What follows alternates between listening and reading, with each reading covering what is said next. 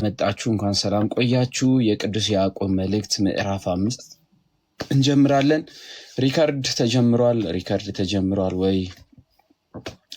ሪካርድ ከጀመራችሁ አዎ ጀምረናል ብላችሁ አሳውቁኝ። ምክንያቱም የመጨረሻ የመዝጊያ ትምህርት ነው ዛሬ። ምዕራፍ 5ን ያዕቆብ መልእክት እሺ ቅዱስ ያዕቆብ እንግዲህ በዚህ በምዕራፍ 5 ደግሞ ባለሀብቶችን ገንዘብ ያከማቹ ኃይል ያላቸው ገንዘብ ያላቸውን ይወቅሳል ማለት ነው። ባለሀብት ስለሆኑ አይደለም የሚወቅሳቸው፣ ገንዘብ ስላላቸውም አይደለም የሚወቅሳቸው፣ ያማረ ልብስም ስለለበሱ አይደለም የሚወቅሳቸው በዚህ ክፍል። ነገር ግን ገንዘቡን ያከማቹበት፣ ብሩን የሰበሰቡበት፣ ሀብታቸውን የሰበሰቡበት መንገድ ግን ትክክል ስላልሆነ በዚህ የያዕቆብ መልእክት ምዕራፍ 5 ላይ ይወቅሳቸዋል። እንኳን ደህና መጣችሁ፣ እንኳን ሰላም ቆያችሁን። ሁላችሁም የእግዚአብሔርን ቃል ለመማር የተዘጋጃችሁ እንድትሆኑ አደራ ማለት ፈልጋለሁ። እንግዲህ እኛም እንድንማር ይሁን። ባላ ሰላም ብለናል። ትዕግስት ሰላም ብያለሁ። እንዲሁም ሌሎቻችሁ ዘግይታችሁ የመጣችሁ የተቀላቀላችሁን እንኳን ደህና ቆያችሁን።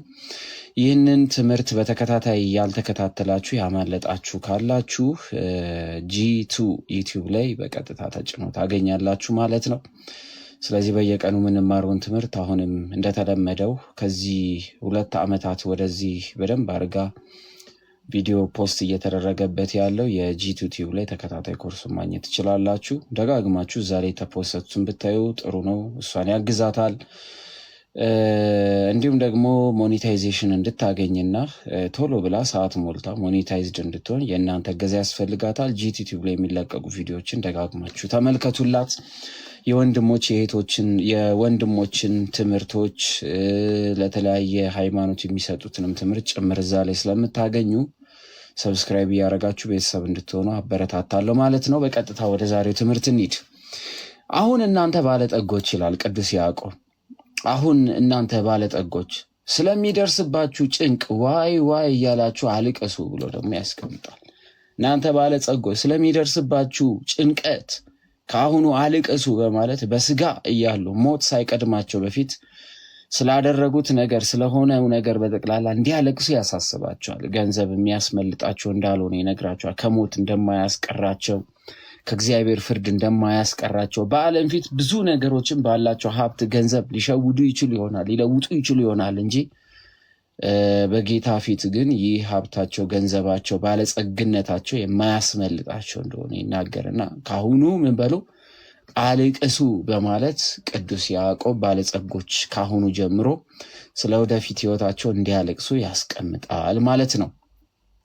ሀብታችሁ ተበላሽቷል፣ ልብሳችሁም በብል ተበልቷልና ብሎ ይናገራል። ልብስ የሚለው ጸጋን ነው። ሀብታችሁ ተበላሽቷል ማለቱም በምድር ያስቀመጡት ሌባ የሚሰርቀው ብል የሚበላው የሚዝግና የሚበላሽ እንደሆነ ይናገራል። ያው ጌታችን መድኃኒታችን ኢየሱስ ክርስቶስ በዚህ በተራራ ስብከቱ ላይ ካስቀመጣቸው ትምህርቶች አንደኛው በምድር ያስቀመጥ ለምድር የሆነው በምድር የሚያልቅ ነው።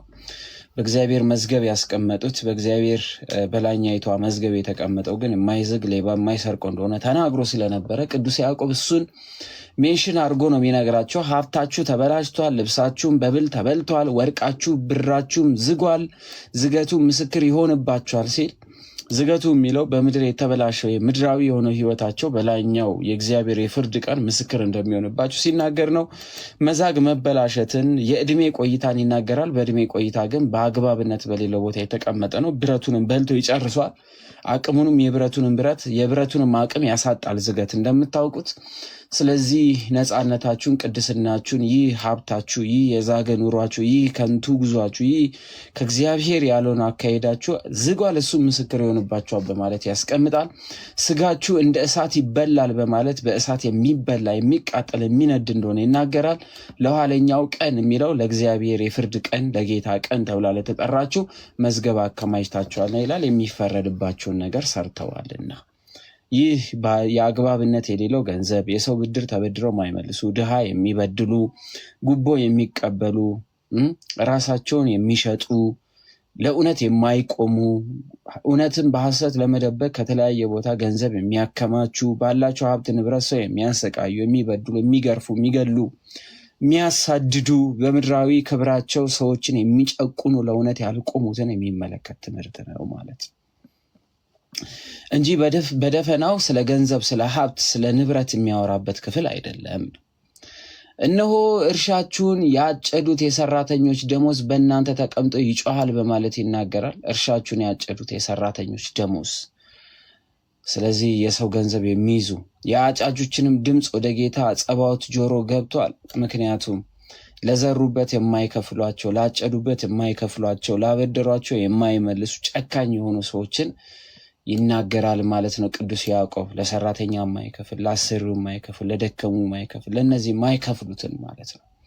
በምድር ላይ ተቀምጣችኋል፣ በሴሰኝነትም ኖራችኋል፣ ለእርድ ቀን እንደሚወፍር ልባችሁን አወፍራችኋል በማለት በትዕቢት የተሞሉ እንደሆኑ በምድር ላይ ሁሉን ኃጢአት እንደሰሩ ገንዘብን የሚወዱ የሰው ገንዘብ የማይከፍሉ የላባቸውን የማይከፍሉ እነዚህ ሰዎች ሁሉ ከጌታ ዘንድ ኃያል የሆነ ቁጣ እንደሚጠብቃቸው ቅዱስ ያዕቆብ ያስቀምጣል። ጻድቁን ኮንናችሁታል፣ ገድላችሁትማል፣ እናንተም አይቃወምም። እንግዲህ ወንድሞች ሆይ ጌታ እስኪመጣ ድረስ ታገሱ ይላል። መከራ የደረሰባችሁን፣ ስቃይ የደረሰባችሁን፣ በጎ ነገር ሰርተው በዛ እጥፍ ክፉ ነገር የተመለሰባችሁን ጌታ እስኪመጣ ድረስ ታገሱ። እነሆ ገበሬው የፊተኛውንና የኋለኛውን ዝናብ እስኪቀበል ድረስ እርሱ እየታገሰ የከበረ የመሬት ፍሬ ይጠብቃል በማለት ያስቀምጣል። የመሬት ፍሬ የተባለው ሰው በሕይወት እያለ የሚሰራውን መልካም ፍሬ ማለት ነው። ያ መልካም ፍሬ የሌላቸው ከግንዱ ላይ ተቆርጦ የሚጣሉ እንደሆነ ቅዱስ ያዕቆብ ሲያስቀምጥ ነው። ታገሱ የሚለው መከራ የሚደርስባቸውን፣ ጥላቻ የሚደርስባቸውን፣ መገፋት የሚደርስባቸውን ይህ የጌታ ፍርድ እስከሚመጣ በትዕግስት እንዲመለከቱ ያስቀምጣል ማለት ነው። እናንተ ደግሞ ታገሱ፣ ልባችሁንም አጽኑ፣ የጌታ መምጣት ቀርቧልና በማለት ይናገራል። ዘመኑ ሩቅ አይደለም። እግዚአብሔር አምላክ ይመጣል። እውነተኛ ፈራጅ ይመጣል። በዙፋን የሚቀመጥ ጌታ ይመጣል። የማይዋሹት አምላክ ይመጣል። ፊት አይቶ የማያዳላ አምላክ ይመጣል። እርሱ በሰው ሁሉ ላይ የሚፈርድ ጌታ ይመጣልና ያቺን ቀን ታገሱ፣ የጌታ መምጫ ቀን ቀርባለች ይላል። ዓለም እንዲህ እንደጨከነ እንዳጉረመረመ እንደቃሉ የበደሉ በምድር የሳቁ ደግሞ ያለቅሳሉ። የገደሉ ያለቅሳሉ፣ ያሳደዱ ያለቅሳሉ። በጨለማ የሰሩት በብርሃን ይገለጥባቸዋል። ከጌታ ዘንድ የተደበቀ አንዳች ነገር ስለሌለ ሁሉ ስለሚገለጥ እናንተ ያቺ ቀን እስከምትመጣ ታገሱ ብሎ ጌታ ኢየሱስ ክርስቶስ መምጫው እንደደረሰ እውነተኛ ፈራጅ እንዳለ እውነተኛ ፍርድ ወዴት ነው ያለችው ብለን እግዚአብሔር ላይ እንዳናጉረመረም ቅዱስ ያዕቆብ ይነግረናል ማለት ነው። ወንድሞች ሆይ እንዳይፈረድባችሁ እርስ በርሳችሁ አታጉረምርም። አንዱ በአንዱ ላይ አያጉረምርም። አንዱ በአንዱ ላይ አይነሳ። አንዱ በአንዱ ላይ ኃጢአት አይስራ። አንዱ በአንዱ ላይ በደል አያድርግ። አንዱ በአንዱ ላይ ክፉ ነገር አይናገር። አንዱ ቢያጠፋ አንዱ ሊያርመው፣ አንዱ ቢበድል አንዱ ሊሸከምለት፣ አንዱ ኃጢአት ቢሰራ አንዱ ደግሞ ነውሩ ሊሸፍንለት ይገባል እንጂ እርስ በርስ ማጉረምረም፣ እርስ በርስ መደባደብ፣ እርስ በርስ መነቃቀፍ፣ እርስ በርስ መጎዳዳት እንደማይኖርብን ያስጠነቅቃል። እነሆ ፈራጅ በደጅ ፊት ቆሟል ሲል ደጅ የሚለው የጌታ መምጫ መድረሱንና የሰው ልጆች ሁሉ ላይ ፍርድ የሚፈርድ ጌታ ኢየሱስ ክርስቶስ በበር እንደደረሰ በራችን ፊት እንዳለ ጥቂት ጊዜ ብቻ እንደቀረ ቅዱስ ያዕቆብ በደጅ ፊት ቆሟል በማለት እውነተኛው ጌታ እንደሚመጣ ይናገራል ማለት ነው። ወንድሞች ሆይ የመከራና የትዕግስት ምሳሌ የሆኑትን በጌታ ስም የተናገሩትን ነቢያትን ተመልከቱ። እነ ሙሴን፣ እነ አብርሃምን፣ እነ ይስሐቅን፣ እነ ያዕቆብን፣ እነ ኤልያስን ብዙዎች ስለ ጌታ ኢየሱስ ክርስቶስ አስቀድሞ ተናግረዋልና በትዕግስትም ምሳሌ ሆነዋልና እነሱን ተመልከቱ። እነሆ በትዕግስት የጸኑት ብፁዓን እንላችኋለን። ኢዮብ እንደታገሰ ሰምታችኋል። መከራ ቢደርስባችሁ እንደ ኢዮብ ታገሱ። ስቃይ ቢደርስባችሁ እንደ ኢዮብ ሁኑ። ያላችሁን ሁሉ ብታጡ እንደ ኢዮብ ታጋሹ። ጌታም እንደፈጸመለት አይታችኋልና ጌታ ኢየሱስ ክርስቶስ በኋለኛው በትዕግስቱ የተነሳ ሁሉ እንደተመለሰለት አይታችኋል። ጌታ እጅግ የሚምር የሚራራም ነውና እግዚአብሔር አምላክ መሐሪ ነው። እግዚአብሔር አምላክ ሩሩ ነው። እግዚአብሔር አምላክ ይቅር ባይ ነው። እግዚአብሔር አምላክ መላሽ፣ እግዚአብሔር አምላክ አጋዥ ነው። እግዚአብሔር አምላክ አባት ነው። እግዚአብሔር አምላክ ሩሩ፣ ደግ፣ የዋህ፣ ንጹሕ፣ ቅዱስ ነው። ስለዚህ ጌታ እጅግ የሚምርና የሚራራ ነው። ስለዚህ ታገሱ። መከራ ቢመጣባችሁ ታገሱ። ጉድለት ቢመጣባችሁ ታገሱ። ስቃይ ቢመጣባችሁ ታገሱ። ግርፋትም ቢሆን መሰደድም ቢሆን ማጣትም ቢሆን መጉደልም ቢሆን የሰራችሁበትን ብታጡ፣ ያከማቻችሁትን ብታጡ፣ ስማችሁን ብታጡ፣ መልካችሁን ብታጡ፣ አካላችሁን ብታጡ፣ ያለንን ነገር ሁሉ ብናጣ በጌታ ሁል ጊዜ ትዕግስት ሊኖረን እንደሚገባ ቅዱስ ያዕቆብ ያስጠነቅቃል። ለታገሱ የሚከፍል እግዚአብሔር ፍርዱ የእውነት ነውና።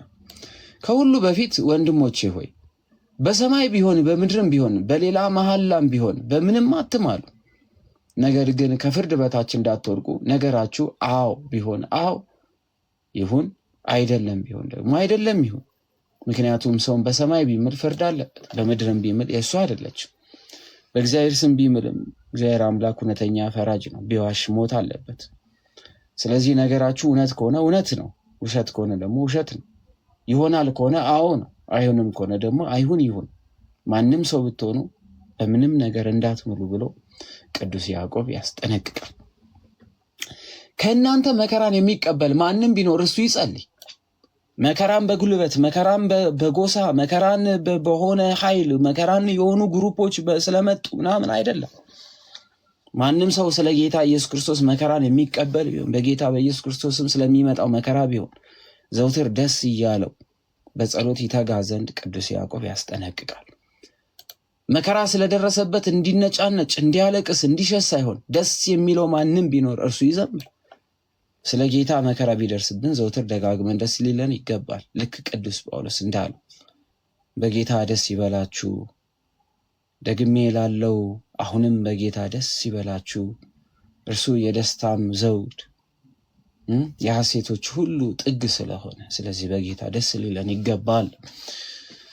ጌታ ኢየሱስ ክርስቶስ ስለወደደን መከራ ቢደርስብን በስሙ ስለወደደን፣ ብንገረፍ ስለወደደን፣ ብንሰደድ ስለወደደን፣ ብንሰቀል ስለወደደን፣ ሞት በላያችን ላይ ቢታወጅ ጌታ ኢየሱስ ክርስቶስ ስለወደደን ስለ ስሙ መከራ እንድንቀበል ያዘጋጃናልና ለሚመጣብን ነገር ሁሉ በጌታ ደስ እንዲለን ይናገራል ማለት ነው።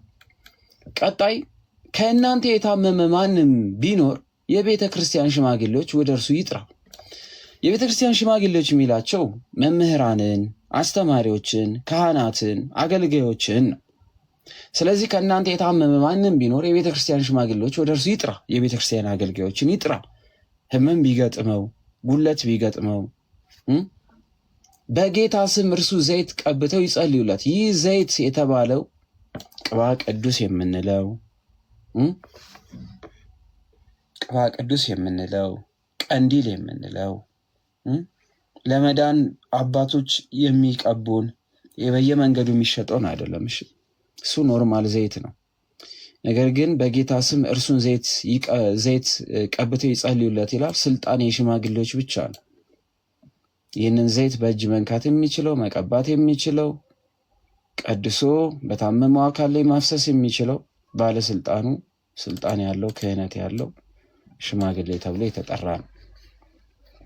ስለዚህ ወደ እርሱ ይጥራ፣ በጌታ ስም እርሱን ዘይት ቀብተው ይጸልዩለት። የእምነት ጸሎት ድውዩን ያድናልና ጌታም ያስነሳዋል። ስለዚህ በእምነት የሚጸለይለት ጸሎት ድውዩን እንደሚያስነሳ ይናገራል። ስለዚህ ጸልዩልን ብለን ሽማግሌዎችን ብንጠይቅ ለምን ነው የሚከፋን? መጽሐፍ ቅዱስ በአዲስ ኪዳን የቤተ ክርስቲያን አገልጋዮች ይጸልዩልኝ፣ ቅባ ቅዱስ ይቀቡን፣ የተቀደሰውን ዘይት ይቀቡን ብንል መጽሐፍ ቅዱሳዊ ነው። የእምነት ጸሎት ድውዩን ያድናል፣ ጌታም ያስነሳዋል። ከስጋ ህመም ብቻ ነው እንዴ የእነዚህ ሽማግሌዎች ወይም የቤተክርስቲያን አገልጋዮች ጸሎት የሚያድነው? አይ የስጋን ብቻ አይደለም፣ ኃጢአት ሰርቶ እንደሆነ ይሰረይለታል። ስለዚህ የእነዚህ ሽማግሌዎች ጸሎት፣ ሽማግሌ ብሎ የሚያስቀምጣቸው ካህናት፣ ስልጣነ እግዚአብሔር ያላቸው የእነሱ ጸሎት የስጋ ህመምን ብቻ ሳይሆን የነፍስ መቅሶልንን ጭምር እንደሚያድን ኃጢአትም ሰርቶ እንደሆነ ይሰረይለታል በማለት ያስቀምጣል ማለት ነው። እርስ በርሳችሁ በኃጢአታችሁ ተናዘዙ። እኛ ለምንድን ነው ወደ ጌታ ዝም ብለን የማንጸልየው? የሽማግሌዎች ወይም ደግሞ የቤተክርስቲያን ካህናት ጋር ሄዶ መናዘዝ ለምን አስፈለገ? እስኪ አንድ ቦታ መጽሐፍ ቅዱስ ኃጢአታችሁን ሂዳችሁ ተናዘዙ የሚል ቦታ አለ? በአዲስ ኪዳን እንደዚህ አይነት አለ? መዳን በጌታ ብቻ ነው። እንድንበት ዘንድ የተሰጠን ጌታ ብቻ ነው። ስለዚህ ካህን ምናምን ይሄ መሀል የሚቆም ምናምን አያስፈልገንም። በቀጥታ ወደ ጌታ ብቻ። እውነት ነው መዳን በጌታ በኢየሱስ ክርስቶስ ነው።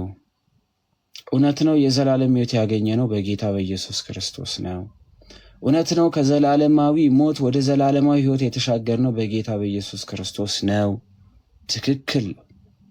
እንድንበት ዘንድ ለዓለም ሁሉ የተሰጠ ስም ኢየሱስ የሚል ስም ነው። ትክክል ነው። ነገር ግን ቀላቀላችሁ ነው ጥያቄያችን። ምክንያቱም እነዚህ ሽማግሌ ተብለው የተጠሩት ጸሎት ቢያደርጉ ወደ ጌታ ኢየሱስ ክርስቶስ፣ ማርልን ቢሉ ክርስቶስ በሰጣቸው ስልጣን ነው። ኃጢአታቸውን ይቅር ያላችሁትን ይቅር እላለሁ፣ የያዛችሁበትን ይይዛለሁ ብሎ ይህን ስልጣን በሰጣቸው ስልጣን ምክንያት ኃጢአታችንን እንናዘዛለን። ይቅር በል ሲሉት ይቅር ሊልላቸው፣ እቺን ኃጢአቱን ያዝበት ሲሉ ሊያዝባቸው ስልጣን ተሰጥቷቸዋልና ቅዱስ ያዕቆብ ይህን ነገር ያበረቷል። እርስ በርሳችሁ በኃጢአታችሁ ተናዘዙ ትፈወሱም ዘንድ እያንዳንዱ ስለሌላው ይጸልይ። አንዱ ለአንዱ ይጸልይ ዘንድ፣ ይፈወስ ዘንድ፣ ይድን ዘንድ አንዱ ለአንዱ እንዲጸልይ ይናገራል። የጻድቅ ሰው ጸሎት በስሯ እጅግ ኃይል ታደርጋለች። ይህንን ትምህርት እየተማርን ካልሄድን በስተቀር ሊነጥቋችሁ የተዘጋጁ የሐዋርያትን ትምህርት አጣመው በተሳሳተ መንገድ የሚያስተምሩ በጣም ብዙ ስላሉ ነቅታችሁ ተማሩ። ኤልያስ እንደኛ የሆነ ሰው ነበረ አለ። ኤልያስ ሌላ አይነት ማንነት የለውም። እግዚአብሔር አይደለም ኤልያስ ሰው ነው። እንደኛ ያለ ሰው ነው አለ ቅዱስ ያዕቆብ። ዝናብ እንዳይዘንብ አጥብቆ ጸለየ። ዝናብ የማዝነብና የመከልከል ስልጣን የእግዚአብሔር ነው። ነገር ግን ኤልያስ እንደኛ ያለ ሰው ቢሆንም እንኳን ዝናብ እንዳይዘንብ ግን አጥብቆ ጸለየ። በምድርም ላይ 3 ዓመት ከ6 ወር አልዘነበ። 3 ዓመት ከ6 ወር ዝናብ እንዳይዘንብ ኤልያስ እንደኛ ሰው ሆኖ ሳለ እግዚአብሔር አምላክን ዝናብ እንዳያዘንብ ጠየቀ። የሰማይ መስኮቶች እንዲዘጉ ሆነ። 3 ዓመት ከ6 ወር ዝናብ አልዘነበም። ሁለተኛም ጸለየ። ሰማዩም ዝናብ ሰጠ፣ ምድሪቷም ፍሬውን አበቀለች። ሰማይ ዝናብ እንዳይሰጥ የማድረግም ሰማይን የመክፈትና ዝናብ እንዲሰጥ የማድረግ ምድር ፍሬ እንድታበቅል የማድረግ ስልጣንም ዛሬም ድረስ ይሰራል። እግዚአብሔር አምላክ ዛሬም በዙፋን አለ። ዛሬም ቅዱሳን አሉ። ዛሬም ጻድቃን አሉ። ዛሬም ልመናም ያቀርባሉ። ያኔ ይሰማ የነበረ እግዚአብሔር አምላክ ዛሬም አለ፣ ነገም ይኖራል፣ ወደፊትም ይኖራል። እግዚአብሔር አምላክ አይቀየርም። በኦሪት ይሰማ የነበረ በአዲስ ኪዳን የማይሰማ፣ በኦሪት የቅዱሳኑን ጸሎት ይቀበል የነበረ በአዲስ ኪዳን ግን የቅዱሳኑን ጸሎት የማይቀበል አምላክ የለንም። ምክንያቱም ይህ ትምህርት አሁን እየተሰጠ ያለው ይህ ትምህርት በአዲስ ኪዳን የተሰጠ ትምህርት ስለሆነ፣ ስለዚህ ሰማዩ ዝናብ ሰጠ፣ ምድሪቷን ፍሬ አበቀለች አለና ወንድሞቼ ሆይ አላቸው፣ ከእናንተ ማንም ከእውነት ቢስት አንዱን ቢመልሰው፣ ከእናንተ መካከል አንዱ ቢስት፣ የሃይማኖት ጉለት ቢገጥመው፣ የተሳሳተ ትምህርት ቢኖረው፣ በቢጸ ሐሳያኖች ወይም በሐሰተኛ መምህራን የተሳሳተ ትምህርት ወስዶ ከሃይማኖት ቢወጣ፣ ስለዛ ሰው ጸሎት ያደረገ፣ ስለዛ ሰው ሕይወት የጸለየ፣ ያስተማረ፣ መንገድ ያሳየ፣ የመለሰ ቢኖር አንድ ሰው ኃጢአተኛን ከተሳሳተበት መንገድ የሚመልሰው ነፍሱን ከሞት እንዲያድን የኃጢአትን ብዛት እንዲሸፍን ይወቅ። ስለ አንድ ሰው ጸሎት ያደረገ፣ ስለ አንድ ሰው ነፍስ መመለስ የደከመ በእግዚአብሔር ፊት ታላቅ ክብር ያገኛል አለ ቅዱስ ያዕቆብ። ስለዚህ በሰው ላይ ከመፍረድ ስለዛ ሰው መጸለይ፣ የቅዱሳንን ኃይል ማወቅ፣ የጸሎትን ኃይል ማወቅ፣ ሰማይ እስከ መለጎም መድረስ፣ ሰማይ እስከ መክፈት ድረስ መድረስ፣ የቅድስና ማዕረግ በቤተ ክርስቲያኒቷ ውስጥ እንዳለ ማወቅ፣ ኃጢአታቸውን የያዙባቸው እንደሚያዝባቸው፣ ኃጢአታቸው ይቅር ያሉላቸው ይቅር እንደሚልላቸው እግዚአብሔር አምላክ የሰጠውን ኃይል ጭምር ያየንበት ክፍል ነው። ስለዚህ እህት ወንድሞቻችን ቅዱስ ያዕቆብ በዚህ የያዕቆብ መልእክት ከምዕራፍ 1 ጀምሮ እስከ ምዕራፍ 5 ድረስ እነዚህን ትልልቅ ኃያል የሆኑ ትምህርቶች አስተምሮናል። እንግዲህ በደንብ አድርጎ የያዕቆብን መልእክት የተማረ ሰው የእግዚአብሔርን ዓላማውን፣ የሐዋርያትን ትምህርት፣ የቅዱሳንን ትምህርት በደንብ አድርጎ ይረዳል።